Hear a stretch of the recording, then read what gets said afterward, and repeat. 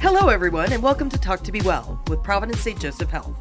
I'm your host, Dr. Robin Henderson, bringing you a real conversation on teen mental health from the people who know best, teens.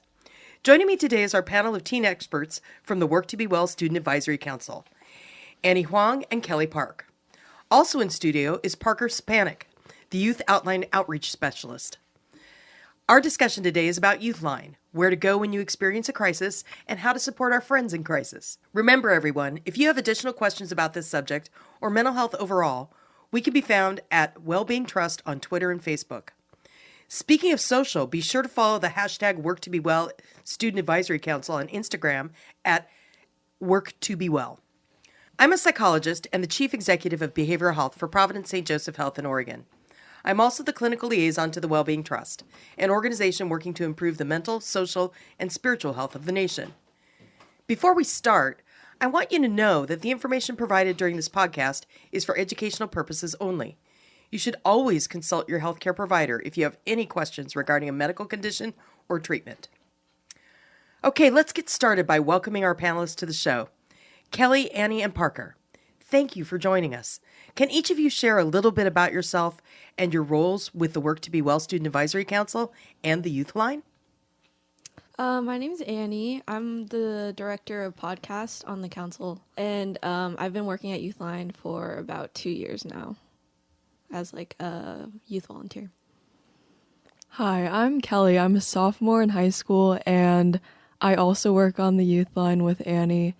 And I joined Youthline about a year ago, and I'm part of the social media committee on the advisory council. My name's Parker, and I am the Youthline Outreach Specialist for the Oregon Youthline. I travel the state of Oregon providing educational curriculum and classroom lessons to high schools, middle schools, all over the state of Oregon. Well, that's awesome. Now, for our listeners who may not be familiar, tell me what Youthline is. So Youthline is basically like a youth or a peer-to-peer support crisis line. So basically we take chats, texts, and phone calls, and it's basically like teens answering the phones and talking to other teens who are in crisis. Well, that's great. Now, why do you think crisis lines like Youthline are important? What makes you different? What makes Youthline really unique is that it's a teen-to-teen crisis line, and we found that a lot of the times teens want to talk to people that can relate to what they're going through and offer support to them. So what kind of things do teens call you about? I think it's really diverse. Like we'll have like some nights where it's a lot of relationship things, and the other times where it's like suicide or mental health, and then like friend problems. It's like anything that someone would need support for. And I also, like, when I started, I was surprised to find that like the age groups are like really broad. Like we have some people who are really young who call, and then some people who are like more like 16, 17 who call as well. So I think it's like really broad, and like not like there's not like one thing that gets called for the most, just in my experience. I agree. There's definitely a big range of topics, and depending on what we're talking about, the way we would respond is different because some calls are much more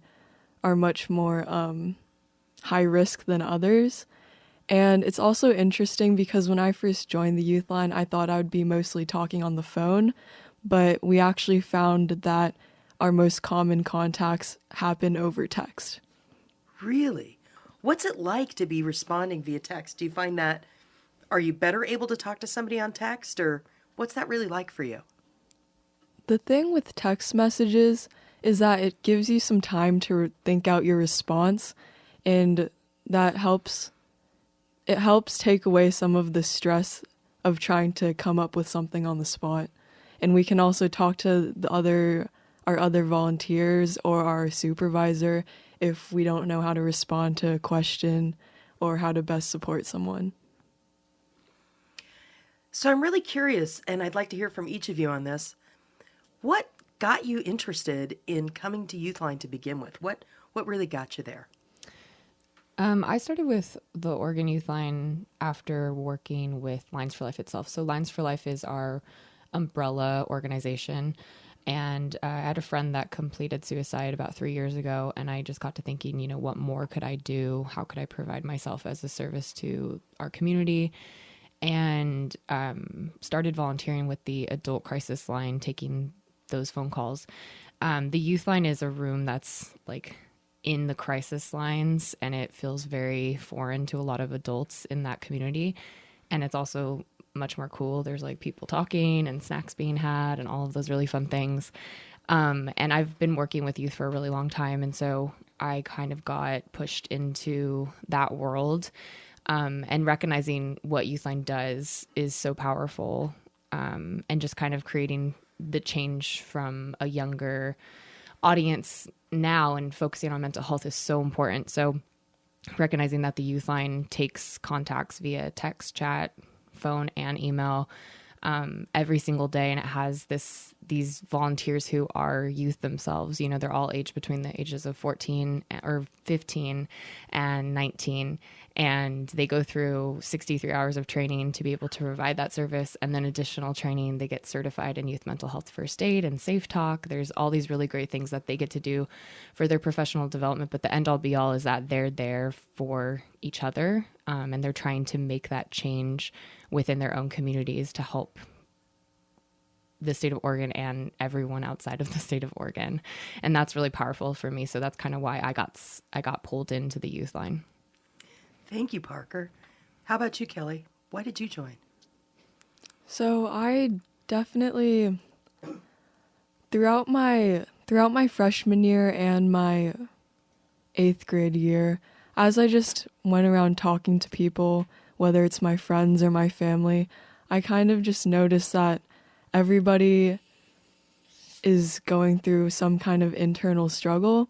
And the thing with physical illnesses is that a lot of the times they're visible and noticeable, but with mental illnesses, you never know what someone could be going through on the inside.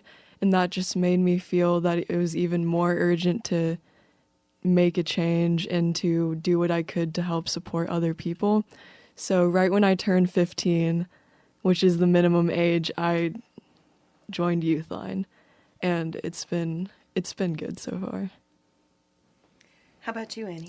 I used to call Youthline before I worked there, and I was like having a really hard time trying to like figure out my mental health and stuff, especially like growing up in like an Asian immigrant family. You don't talk about mental health because it's like really stigmatized. And I remember like I called Youthline one time and I was like really scared about telling my dad that like I was like feeling this way. And the person who I was on the phone with, like, we were like, you can go tell him, I'll wait on the phone for you. So then I went and told my dad, and then I went back upstairs and they were still on the phone for me.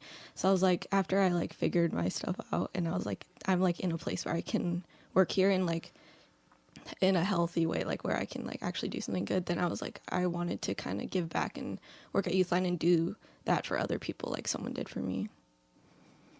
Wow, thanks for sharing that. That's really great. So, what do you want your peers to know about this resource that maybe you didn't know before the first time you called? What do you want people to know?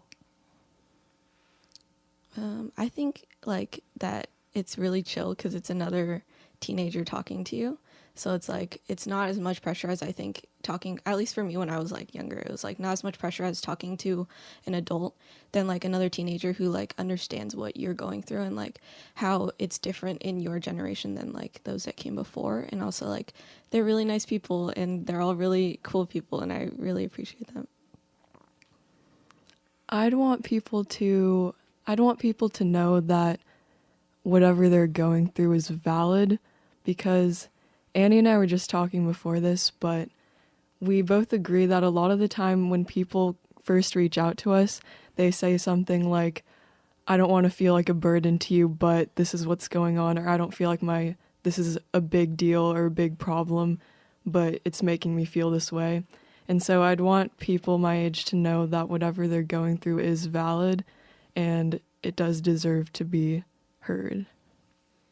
And I think on my side of the spectrum on my peer, right, as an adult staff for the Youthline, letting other adults in the world know that teens are resilient and they're capable.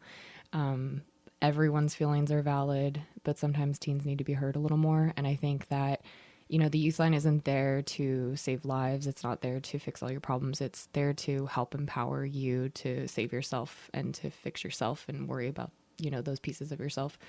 And so letting adults know that we need to start listening and we need to let our teens be heard.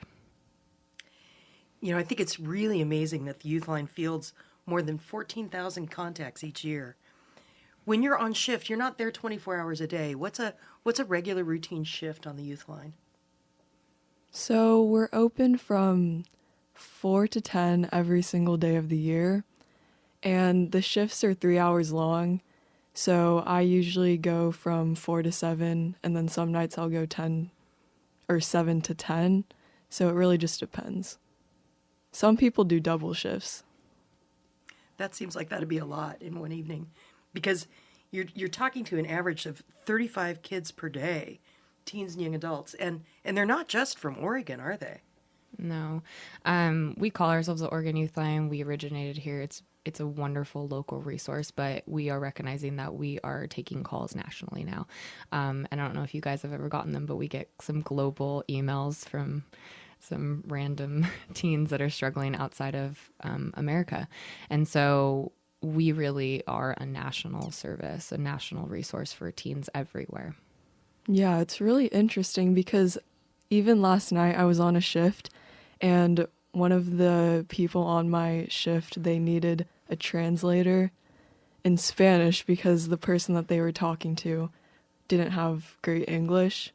And so it was just really interesting because when I first started volunteering, I wasn't expecting to get such a big range of contacts. Yeah, I agree. They like come from all over the place, and I think that like it's really cool how it's kind of grown, because I know that it started just in Oregon, and now like there's a lot of people coming from all over the place. And I've definitely talked to people out of the country, which is really interesting as well. So I understand that you've recently opened a satellite in Bend. Have any of you been over there? We just opened our satellite office in Bend, Oregon. So we're now servicing the Tri-County areas. We just started providing outreach in that area, but we're opening our phone lines in July, I think. Well, that's a really exciting development, because I know this is a great opportunity for young people in the Portland metropolitan area to volunteer, but having that ability to do that in other parts of Oregon, I think is really fabulous. So how many teens are there on a shift? I'd say they're usually about 6, around that number. But with the holidays and everything, people get busy, and so sometimes the shifts can be a little small. We have about 4 to 6, I would say, every single night. We also have more bodies in the room too, because we have staff, so it's a small space with a lot of people. But all of our volunteers are like all of our phone calls and our texts and our chats are monitored by our master's level clinician, who is in the room supporting all of our volunteers throughout the entire shift. I think that's a really great place for us to pick up after this next break, so that we can talk a little bit more about how the Youthline is professionally supported with clinicians. We'll be right back. Come on, y'all! Then I saw her face. Ha ha! Now I'm a believer. Listen, not a trace of doubt in my mind. I'm in love. I'm a believer. I couldn't leave her if I tried. Then I saw her face. Now I'm a believer. Hey, not a trace. Yeah, of doubt in my mind. One more time. I'm in love. I'm a believer. Come on. I believe, I believe, I believe, I believe, I believe, I believe, I believe, I believe, I believe. Hey, y'all sing it with me.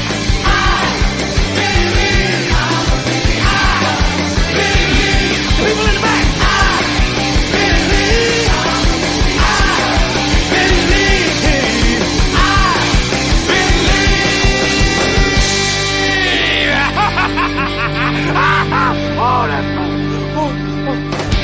And welcome back to Talk to Be Well, where our guests today are from Youthline, a free, confidential teen-to-teen crisis and helpline provided by Lines for Life, a nonprofit dedicated to preventing substance abuse and suicide.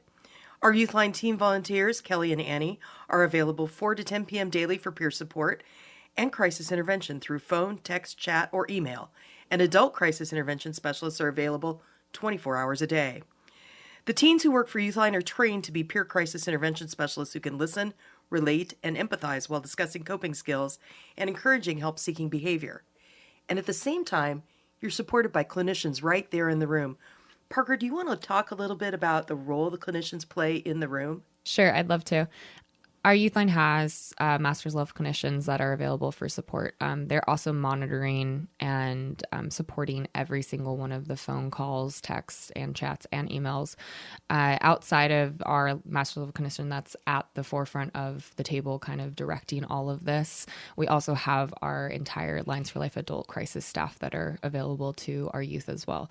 A lot of the time, the master's level clinician in the room and the master's level clinician outside of the room are going to be talking to each other to kind of help figure out the best route for each of these phone calls or texts or chats. Yeah. So, Annie, why do you think it's so important that this is a teen-to-teen service? What makes that different? I think like a big thing is just feeling like you aren't alone, because you're talking to someone who has probably been through like similar things, or they could go through similar things, and like we're also like thinking on like the same level, like we think kind of like in a similar way because we're all like around the same age. So it's like you feel like you, and I also think like you don't feel a pressure to like, because like talking to an adult, you feel like more of a pressure to kind of, I think, censor a little bit rather than like talking to another teen.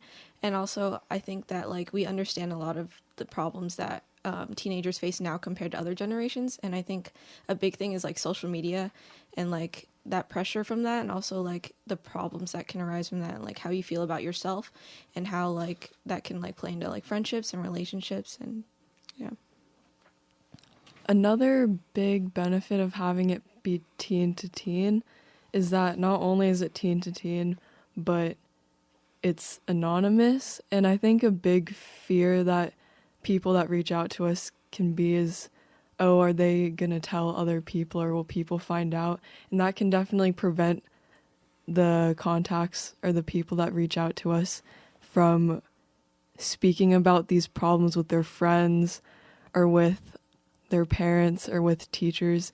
Because like Annie said, with social media, word can spread really fast. And so just the fact that we're confidential and that we don't have any bias on what they're going through, I think that just really helps.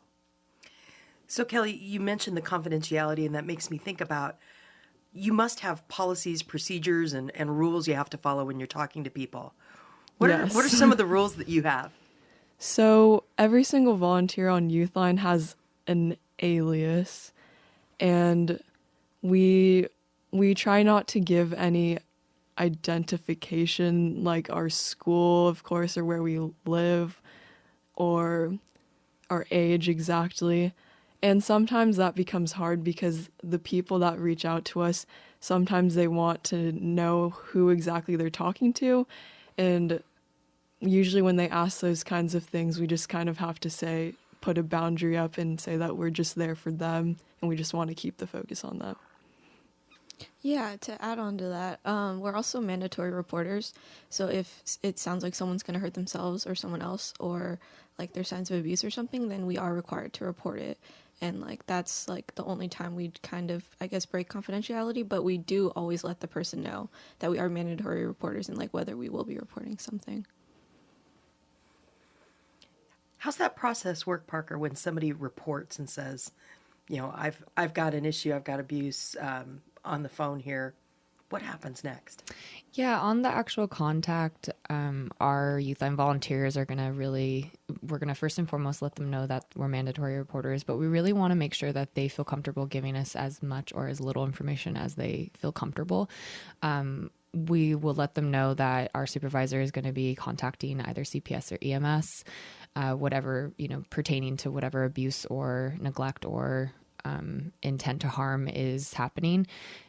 from that point, if the contact wants to have more information, we can let them know. We can update them. And after we've given the report to CPS, we can tell them if the investigation is open or closed. And we can also get an update, making sure that that person really feels like they have control, because that can be an uncontrollable situation sometimes. So do you have people who call like frequently, routine callers? Yeah, we have regular callers, and if the supervisor like knows about it, then they'll like let us know, be like, this person's frequent. Like sometimes they'll give us like a little summary of like what they usually talk about, and like whether we should check in on safety, and like whether there's like a time cap on that person. I think Parker may have touched on this a little earlier, but we don't want Youthline to become their only source of support. Our main goal is to find how they can support themselves or find other resources in their life that will be more long-term and sustainable.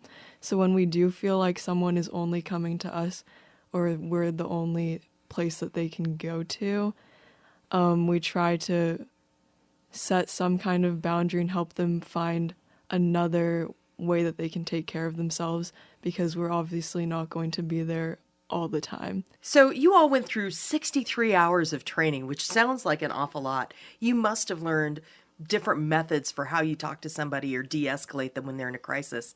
Kelly, can you share a few ideas about that? One of the strategies that they teach us in the training is this thing called square breathing. And so sometimes when people reach out to us, they could be in a state where they're not able to breathe or they're not able to think clearly. And so square breathing is just a good way to help, slow things down and help them regain control over the situation. Square breathing sounds really interesting. Parker, could you give us a demonstration of how that works? Sure. It's just basically imagining a square that's 4 by 4 by 4 by 4, and what you would do is run somebody through it really easily, actually. So you would have them inhale 1, 2, 3, 4, hold at the top 4, 3, 2, 1, exhale 1, 2, 3, 4, and then hold at the bottom for 1, 2, 3, 4. And then they just continue breathing normally. It's a really great tool for somebody who's in crisis and can't regain their breath or is crying really heavily, anything like that. Parker, did you want to share a little bit more about training? Yeah, I mentioned, the youth mental health first aid and the Safe Talk and potentially assist training that they can go through. The biggest part of training, though, is just learning how to listen. It's kind of wild because we think that this is part of human nature, it's ingrained in us, but it's not. We're constantly thinking about our grocery list and what we're going to do next, and I've gone through the same thing, and that's not always helpful for people. And so I think the majority of what we do in our 63 hours of training is learning how to validate and to listen and to reflect and to be an active participant in the conversation, and not fielding the conversation in a way that feels good for you, not asking questions out of curiosity, really trying to get that person to start thinking about the ways that they can help themselves, what we would call motivational interviewing. And so helping our contacts find the power within themselves, to feel motivated by themselves, to figure out what coping looks like for them, all of those pieces. Annie, how about you? Yeah, I think that like we learn a lot during those 63 hours, but also like I feel like we're constantly learning when we're in that room and like talking to people, and I feel like that's like a really important part of it too, because like square breathing is something that you can learn in that room when you're asking your supervisor or the other people, like, what should I tell this person? And also you learn like, how do I talk to a person when they're in this certain mindset? And like I feel like we're like constantly learning as we're experiencing and going through that. So one of the things that you get trained on is how to do a safety assessment when you're working with somebody who is having suicidal thoughts. Do you want to walk me through, Kelly, how that works? So the first step that we want to take if we suspect that someone's having suicidal thoughts is just to say it out loud, are you having suicidal thoughts? And that can be a really hard question to ask because it is such a stigmatized issue. And sometimes you don't want to go around just asking that to people because you don't want them to get offended. But in our case, it's really necessary to actually put it out in words. And if they do respond with yes, then there's actually a specific line of questions that we need to ask them because we're mainly concerned by their safety and whether or not they'll be able to stay safe. So the first question is, like, are you having suicidal thoughts? And then they'll say yes or no. And then we'll ask, do you have some kind of plan? And depending on that, we'll ask if they have access to execute this plan. And depending on the steps of this conversation, we'll constantly be checking in on them and how they're feeling, but we just want to make sure that they have some kind of support system that will keep them safe in that moment. And worst case scenario, they may say that they don't think that they can stay safe. And then in that case, we'll have to find some other kind of resource. And oftentimes our supervisor will help us in this situation, and we may need to get connected to more resources. So why is it important to ask if someone has a plan? Well, like Kelly was talking about, like their safety is our number one priority. And that's like information that like we need to know in order to ensure that they're going to be safe and that like that we can keep them safe while they're talking to us and even after that. It's really important to recognize too that, you know, we say that question really easily. Are you thinking about suicide? Are you thinking about ending your life? Are you thinking about killing yourself? But it's so important to be direct and have that conversation. And that's just kind of wonderful advice for the other teens and out there and the other adults out there who are really nervous about this question. It's okay to be nervous. It's okay to know that this is a really scary conversation to have. It's not a normal one that we have every day. We do because it's the work that we do.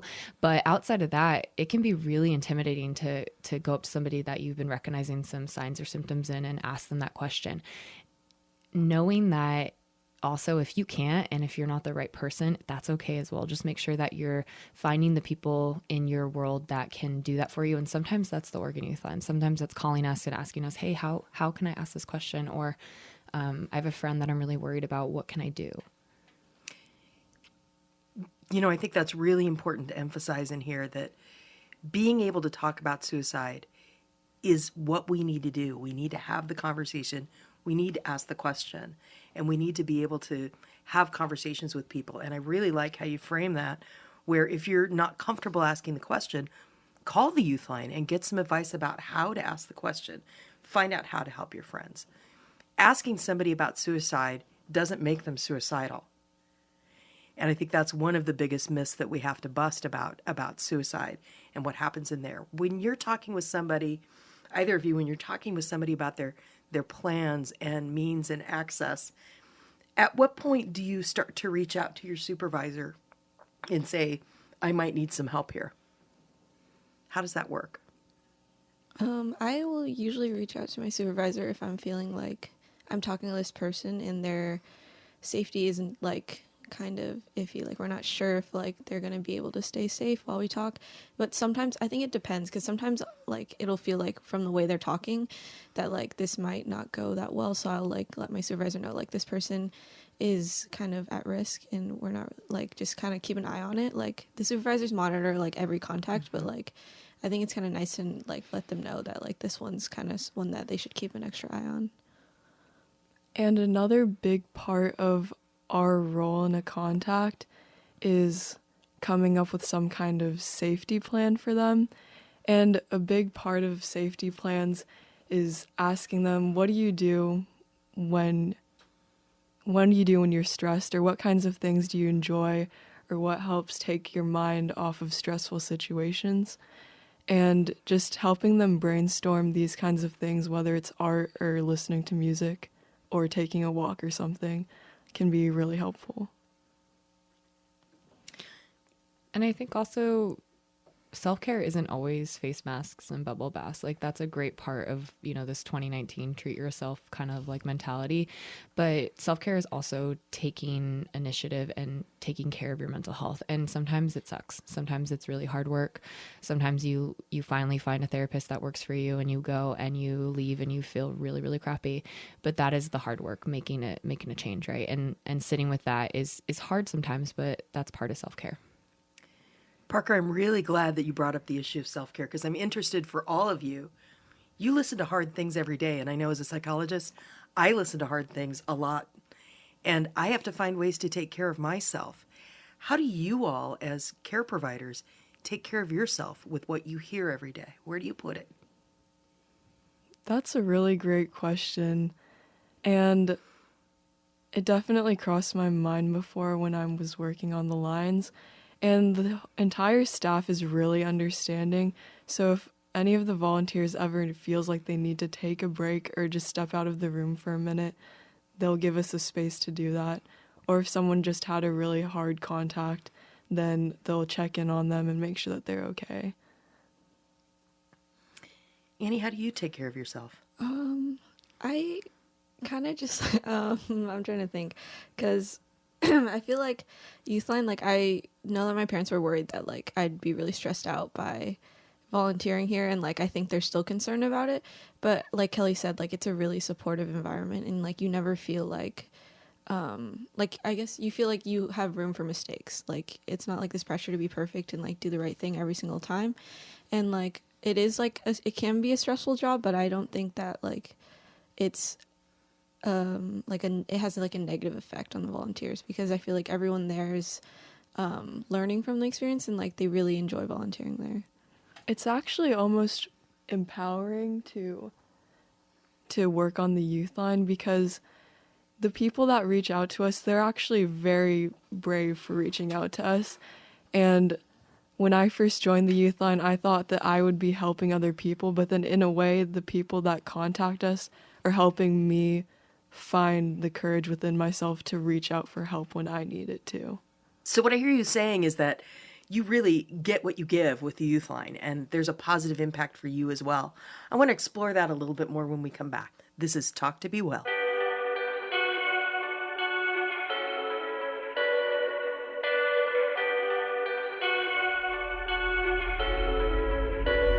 I'm done with the drinking, I'm done with the smoking, I'm done with the playing, I'm done with the joking, I'm done with the ladies, I'm done with the fellas, just saying.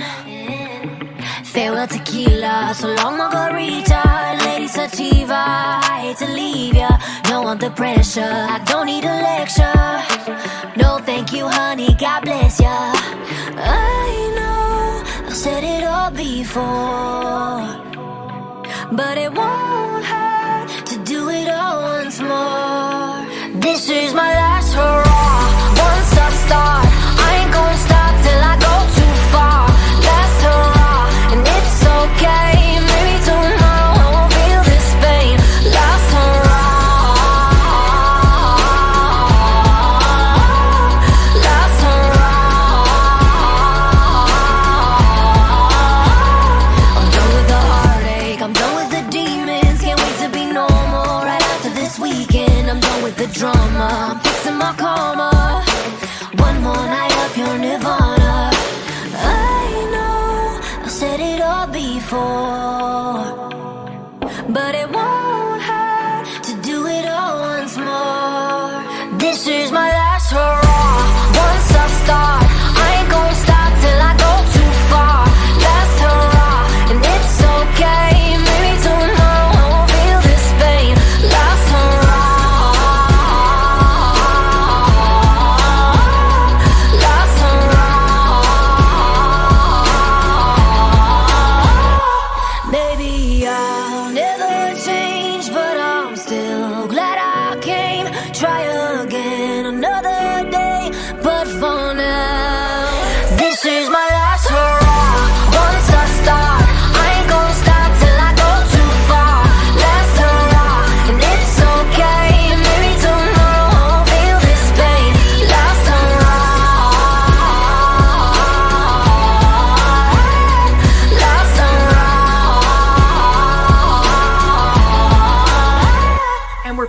of Talk to Be Well, talking about what our volunteers get from Youthline that brings them positive experiences.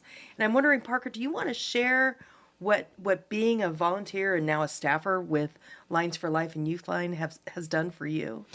Sure. I think that when I was an adult volunteer, I took some really, really tough calls. I've taken hard calls on the Youthline. I've talked to so many different people, and all of their voices have changed me, and all of their stories have mattered.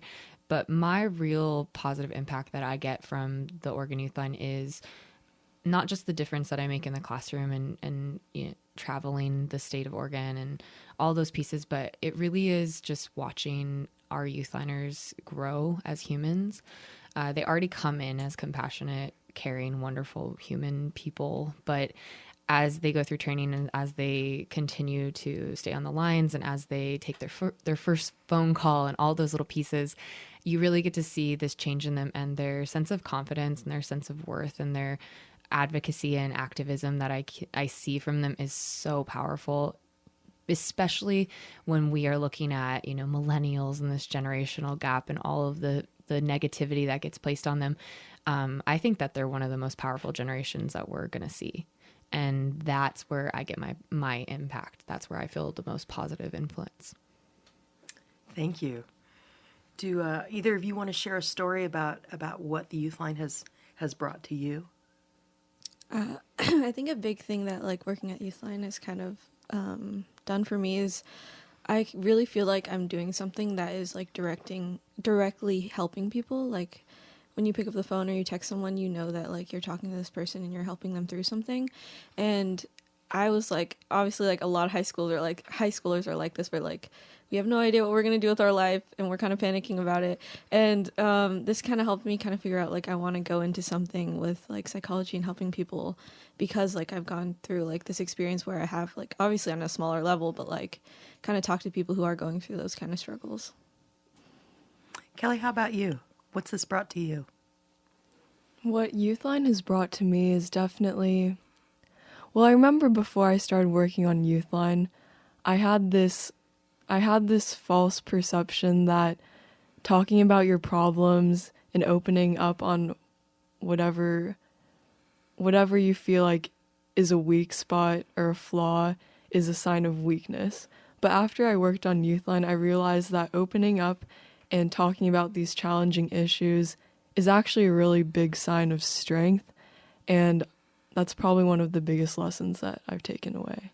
So one of the things that I'm really curious about is how calls change throughout the course of a year. I'm sure that the calls you get at Christmas are different than the calls you get in prom season. Can you talk a little bit about the seasonality of calls and what that looks like? Oh, for sure. That's actually a really good point. We do find that during the holidays especially, there's a lot more pressure to be around family and all those different holidays. And I think especially for people who may not have people to celebrate these things with, it can be a really lonely time of year. And another pretty busy season is finals. We notice that right around that time of year, we get a lot more calls about academic stress, and it's a heightened time of stress for students especially. Any of you seen any of that? Yeah. I worked the day after Valentine's Day, and there was a lot of relationship contacts. And yeah, I agree with like what Kelly's saying. Like around certain times of the year, you definitely get like the same type of phone calls. And also like, I guess that's another thing to say to those listening, like you aren't alone in like what you're struggling with, because like there's all these other people who are kind of going through the same thing, and you aren't alone in how you're feeling and what you're reaching out for. Well, so you've inspired me to think about volunteering in a crisis line. And I've got two teenagers who at times have talked about wanting to volunteer at Youthline. What's the process? How do you get started? Where do you go? What do you do? First, you could go on to OregonYouthline.org and send us an email at youthl@linesforlife.org, just kind of getting some information. There's also a little pop-up that generates that says, you know, do you want to become an ambassador for change? Sign up here, and then it will kind of send you an email. I'm curious as to how you guys found out about Youthline. I found out about Youthline from an upperclassman that goes to my school, and it just sounded really interesting. She brought it up at an assembly, and that's kind of how I first found out about it. And then I reached out to the email that Parker just mentioned, and they have a whole orientation, and then obviously the training happens. And yeah.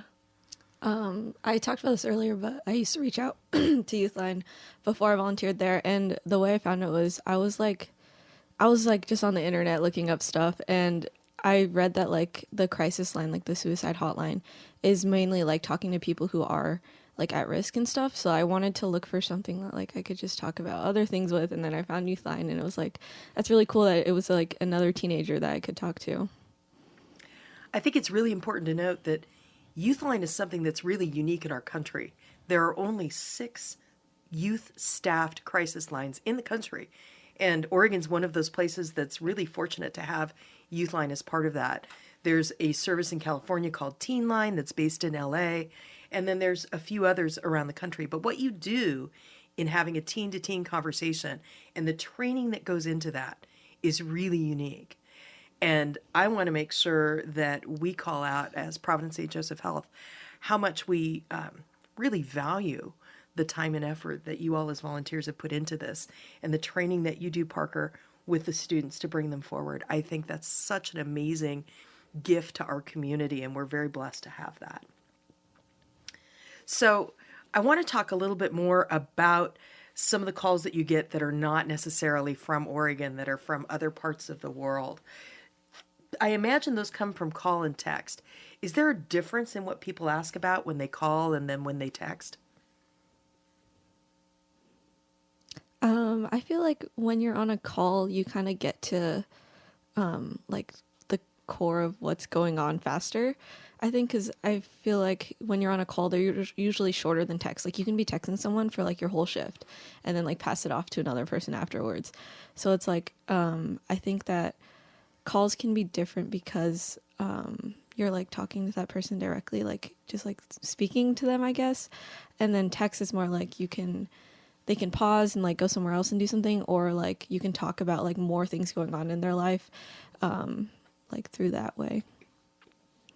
I think it really depends on the contact, because some people are more verbal processors, and then other people are more literary processors. So sometimes when I'm texting somebody, the responses can be 1 or 2 words, and then other times there's just paragraphs and paragraphs of text. So it really just depends. I don't know which one I think is easier, because they both have their hard times and then their more convenient times, but that's the main difference. All right. Well, after the break, we're going to take some calls from social and take a look at some of the different questions that people have for all of you. This is Talk to Be Well.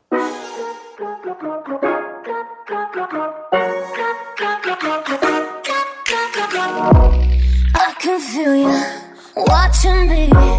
All your friends are trying to leave. You hit me with that one line.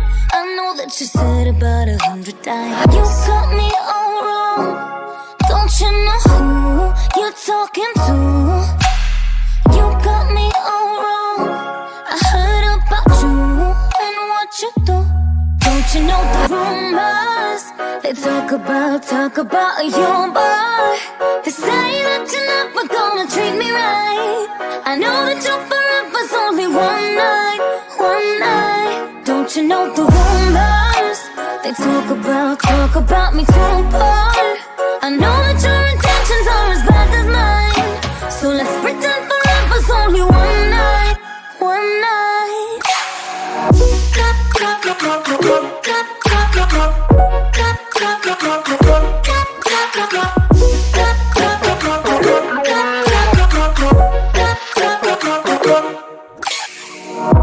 So I hit you with that one line. Tonight you match.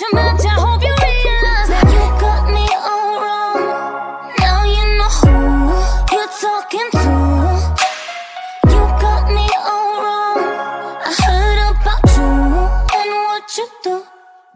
know the rumors. They talk about your boy. They say that you're never gonna treat me right. I know that your forever's only one night, one night. Don't you know the rumors? They talk about me too hard. I know that your intentions are as bad as mine. So let's pretend forever's only one night, one night.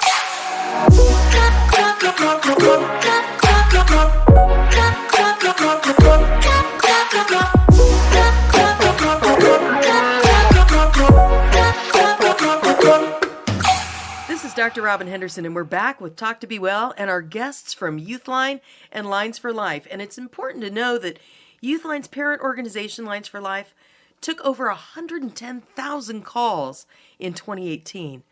That's just an astronomical amount of calls, and it is so amazing that you're there 24 hours a day, 7 days a week for everybody. We want to take some questions from social, but first, I know, Parker, you had a question for our volunteers. I did. I get asked a lot because of the work that I do, how can you do the work that's so sad and morbid? And I could never do that because I couldn't handle listening to people's sad stories and blah, blah, blah. I'm really curious if our teens also get that question and how you kind of feel that. Oh, I get that question all the time when I bring up that I work on the youth line. And I guess my main response to that is that, like, you'd be surprised on how many times I've had a contact and the conversation has actually become fun in a way. Like, one time I was talking to somebody and the call could start off with something so challenging and frustrating in the moment, and then you could end the call minutes or hours later with both of you laughing, and it's just really surprising in that way. And even in our volunteering room, we always like to be supportive of each other, and we always just have good conversations. And yeah, it can be surprising, but Yeah, I agree with that. Like, there's like a lot of calls where they may start off really serious, but like you have those little moments where you kind of like remember that this is another teenager, this is another person who likes to joke around and like all that stuff. And I also like agree with the room being really chill and like fun, because like we'll like play music and stuff when like no one's on a call and we're just texting, and like we have like games in there and food and stuff, and it's like we're doing really important work, but like that doesn't mean that we have to be like super serious all the time. Yeah. I have been to the room and toured it, and I did notice that there is one of those gigantic plastic containers of orange cheese puffs. Is that still there? Have you worked your way through the orange cheese puffs? we make sure to stay stocked. Well, we have a question from social media from Desiree. She says, sometimes I think I need to talk to someone my age, but sometimes I want to talk to a person with more experience or who made it through these years. Am I the only one who thinks this way? What do you think? I don't think that that person is the only one who feels that way, because it definitely makes sense that sometimes you want to talk to someone who understands that struggle, but sometimes it's also nice to talk to someone who knows what it like that experience is. And like at Youthline, we can help support you, and we can also help you figure out who that person is in your life who has probably experienced that and who like you can go to for support. Yeah, that's a really good question. And one of the biggest roles that we play is connecting people to the resources that they need, whether that's like a therapist or counselor or Planned Parenthood. That's one of the biggest roles that we play. So you're connectors. And I really like the way that you connect to community resources. And that brings up a question I had for Parker. I know in your role, you get to go out to Oregon's high schools and middle schools. And I'm wondering if you want to talk about what you do when you go out into high schools and middle schools, and how does that impact the work you do at Youthline? I'd love to. I'm really passionate about it, so I could talk about outreach for hours and hours and hours. But I travel all over Oregon, go into the high schools, middle schools, colleges, conferences, summits, panels, all of these really beautiful outlets for conversations around mental health. Oregon Youthline has created its own classroom lessons and curriculums based around just teen stressors. So we have a suicide awareness lesson, we have a coping with stress lesson, we have a teen decision lesson, which focuses on like risky behavior and how we kind of cope with those decision making pieces. So all these really great lessons to connect with our teens. But we also have a youth volunteer that comes with me and helps co-present these lessons. So it's not just another adult that's telling teens how they should feel or what they should think. There's another teen in the room because we're so passionate about that peer-to-peer crisis support model. And so just having really open, fluid conversations that are guided by myself, but really hold no judgment, are open and transparent and honest, creating a space that's respectful of that conversation too. Because if we're in Portland Metro, it's going to look really different than if we are in Umatilla County. And the problems that come up are going to be really different. And so we work through those all together, and just always making sure that our youth feel empowered to speak up about what they're going through. And if not, reaching out to the youth line when we open, and continuing to create a space that's really focusing on destigmatizing the mental health struggles and mental health challenges. I know one of the toughest things you do at Youthline, and especially I imagine in your role, Parker, is you often are called into schools after an event has happened, after somebody has completed suicide or has had some type of a public event like that. Can you talk a little bit about what postvention services look like? Definitely. We work with rapid response to provide postvention, depending on what's going on for that community and where they're at. Because if people are in crisis, we're not ready to have a conversation about suicide awareness, right? We need to be able to provide a support system for that community until they're ready to be in that space. But really focusing on containing what's happening, because we have this idea of contagions and clusters, which are, bigger issues and affect different communities, but really just providing Lines for Life and Youthline as a resource, as something that they can utilize. We work with that community to find out what it is they need, and we're there. That's really an awesome part of what it is that you do. At the top of this segment, we talked about how there's been, about 110,000 calls in 2018. And there's a lot of stuff out there in social media about how stressed and anxious and all of the pressures and negativity that are out in our society today. It can be really overwhelming. But I also think that, services like Youthline and Lines for Life have an opportunity to change that conversation. How do you see what it is that you do impacting what is the current vibe in our society, which often isn't positive? I mean, the statistics and the data points and the data points and the data points are going to come and come and come, right? And it's going to ebb and flow. But I think it's really important to recognize that amount of calls and that big of a reach, and that's just Lines for Life. I mean, it's huge, but it's not, the statistics coming from the National Suicide Prevention Hotline, and that's like a whole other spectrum, right? But that is a lot of people that are reaching out, and mental health isn't going anywhere. That just means that people are actually reaching out, and we're destigmatizing, and we're starting to feel comfortable having these conversations, which is what's important. That's the work that we're doing, right? That's the work that I do in the classroom. That's the work that Kelly and Annie do on the lines. And it's so important to continue to create a space that's open to talk about whatever's happening for you, because we call it a crisis line, but crisis for teens is so much different from adults. Like, I'm worried about my taxes, and I still haven't done my taxes. And our teens are worried about so many things, and the pressure is huge. The generation is different, and that crisis looks like, yeah, I am having thoughts of killing myself. Crisis is also, I woke up and I failed a test yesterday and I feel like crap. It does not need to be a huge, serious problem for it to be a crisis. And so starting to recognize that if your mental health is a little off and you're not feeling mentally that well that day, that's okay. And let's talk about it, because you deserve to be heard. What do you all think about that? Yeah, Parker made a lot of good points there. And another big accomplishment by Lines for Life is that a lot of the time we'll get we'll get calls or texts or chats or whatever, and people say that they heard about Youthline through their friends. And so it just shows that people can just spread the word not only by when we do outreach or when we post on social media, but people are talking about it with each other. And that's the whole goal in the first place, to get people to open up and feel like they can speak up.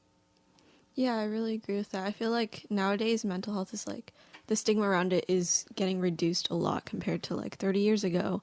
And I think that's like a really cool thing to like be growing up in, and like seeing like teenagers who are making a conscious effort to like do self-care and all that stuff. And like Parker said before, like self-care shouldn't just mean like face masks and like bubble baths and stuff. It should mean like working towards your mental health. And I think we're like on that track to getting younger people to understand that. And like when we have kids, hopefully like the world of like mental health is going to be a lot different for them in like a very positive way.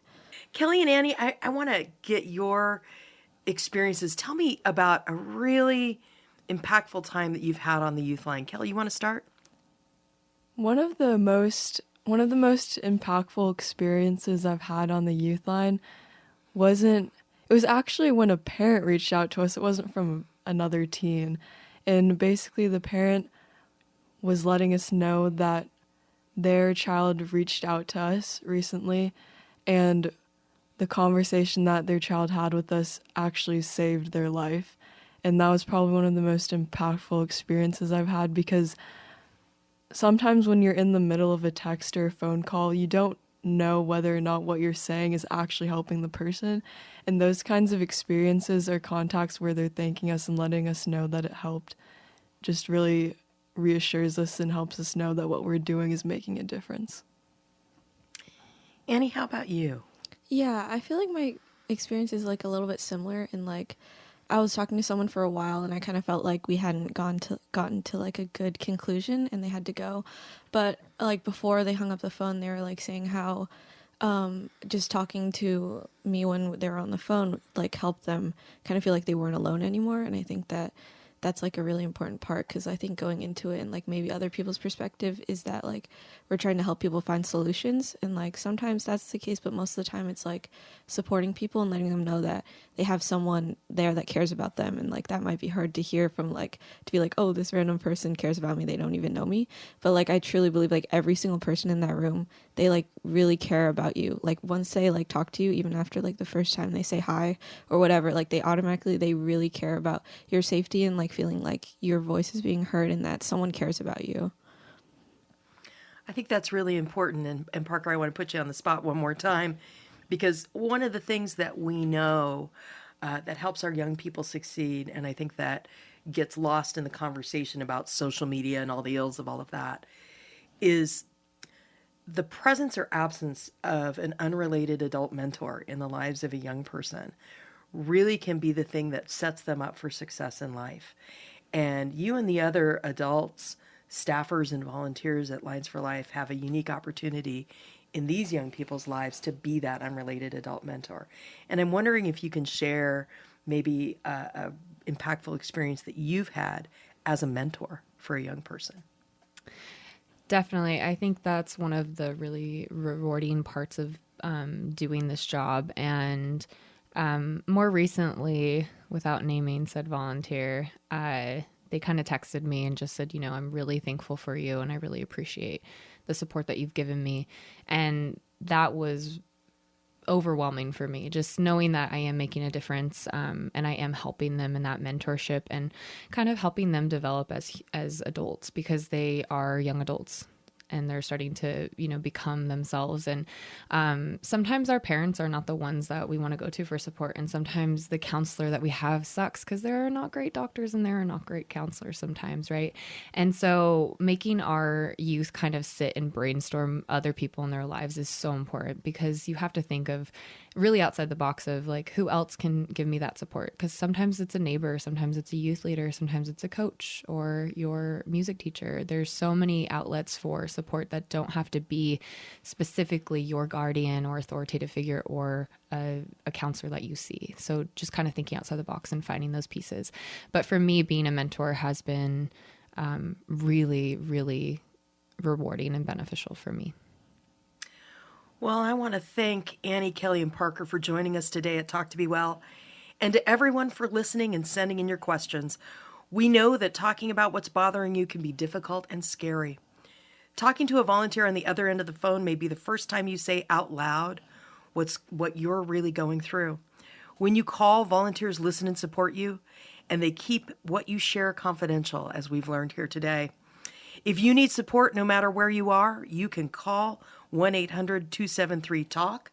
That's 1-800-273-8255, or text 741-741. For peer support, you can reach out to Youthline at 877-968-8491.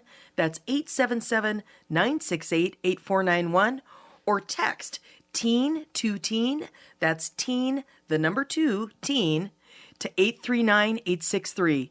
You can also chat with a Youthline volunteer online at www.oregonyouthline.org. To everyone listening, please help us spread the word about local crisis centers and hotlines that provide free, confidential 24/7 services and raise awareness for suicide prevention.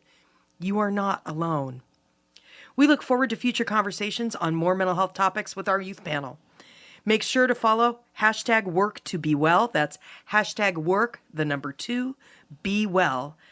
Our Student Advisory Council on Instagram at work to be well. That's at work, the number 2, be well. You can also follow the Wellbeing Trust on social media. Thank you again. And this is Dr. Robin Henderson and Talk to Be Well. I'll see you next time.